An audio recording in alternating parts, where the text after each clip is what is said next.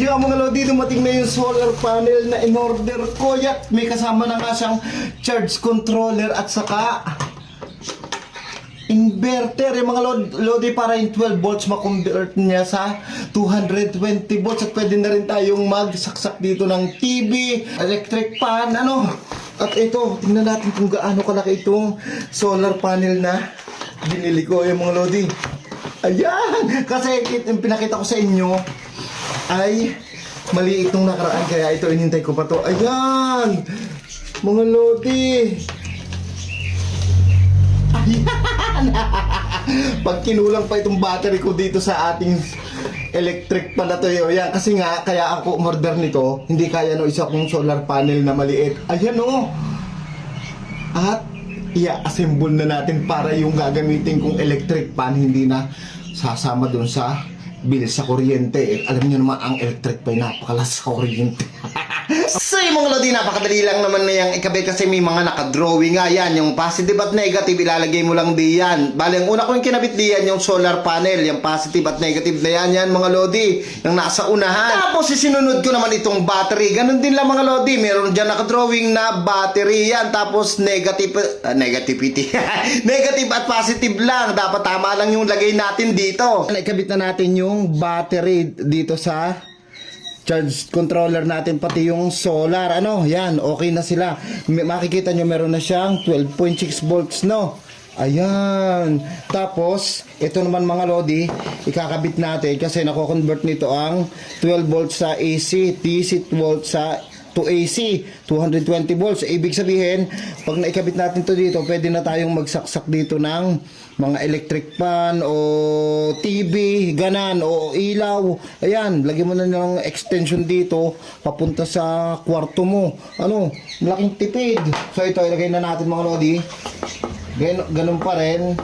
Napakadali naman kasi ang positive ay itong pula. Yan. Tapos negative. Ito, ganito lang itong paggamit dito sa inverter. Mga lodi. Yan. Ayan. Mga lodi, at pwede ka nang, yan o, mapapansin nyo, may ilaw na siya. Ito, naikabit ko na yung charge controller at saka inverter, ano. Balin, una ko kinabit itong solar panel natin. Tingnan naman gano'n siya kalaki. Dito sa charge controller, pinakita ko nga kanina. Tapos, ito yung battery. Napakadali lang kasi meron namang naka-drawing. Pero kung walang drawing, malilito ako. Tapos, ito mga lodi, ito na atin the moment of truth. Kasi umiilaw na siya. Ibig sabihin, okay na siya. May kulay green na ilaw. Ito, meron akong isang electric fan. Kasi itong isang fan kong ginawa natin, 12 volts lang to. Ito, 200. Isasaksak natin sa 220 volts. So, ito na mga lodi. Tingnan natin kung gagana siya. Ito na, the moment of truth. In 3, 2, 1. Ayan na! Ay! Ay! Ay!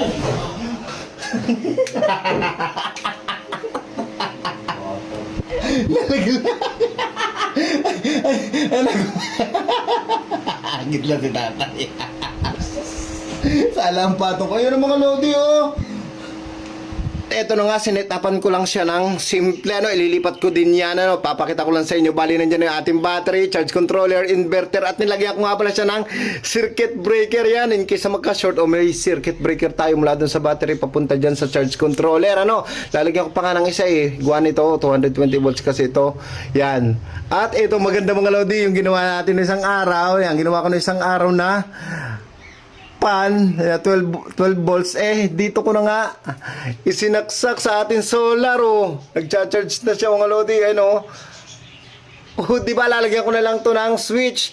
Yan, sa solar to mga lodi. Ito naman yung sa panel natin, itong isa.